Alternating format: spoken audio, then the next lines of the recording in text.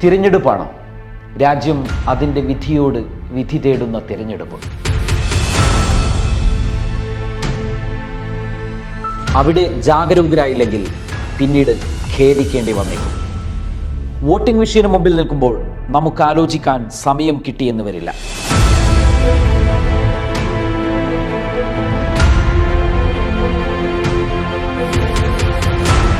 കയ്യിൽ മഷി പുരളും മുൻപേ ആലോചിക്കാൻ ധാരാളം സമയമുണ്ട്. നന്നായിട്ട് ആലോചിക്കുക, എന്നിട്ടൊരു തീരുമാനത്തിലെത്തുക.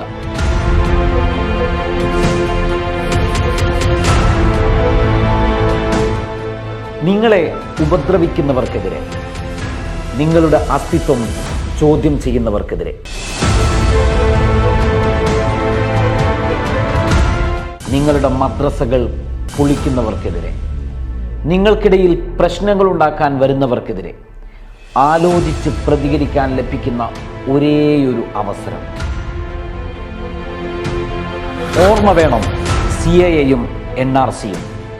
മറക്കരുത് ബാബറിയും ഷാഹി ഈദ്ഗാഹും അസമും UP-യും ഉത്തരാഖണ്ഡും പിന്നെ മണിപ്പൂരും. പ്രതികരിച്ചതിൻ്റെ പേരിൽ തുറുങ്കിലടക്കപ്പെട്ടവരെ, പാർലമെന്റിനെ നോക്കുകുത്തിയാക്കുന്ന വെറുപ്പിൻ്റെ വിഷം വമിപ്പിക്കുന്ന പ്രവണതകൾക്കെതിരെ.